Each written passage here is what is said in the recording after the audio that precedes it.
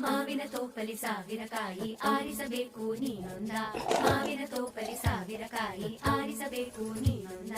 ಹುಳಿಯಿದ್ದರೆ ಉಪ್ಪಿನಕಾಯಿ, ಸಿಹಿಯಾಗಿದ್ದರೆ ಸೀಕರಣೆ, ಹುರಿದಿಟ್ಟ ಮೆಣಸಿನಕಾಯಿ, ಸಿಡಿ ಸಿಡಿ ಎಂದರೆ ಒಗ್ಗರಣೆ.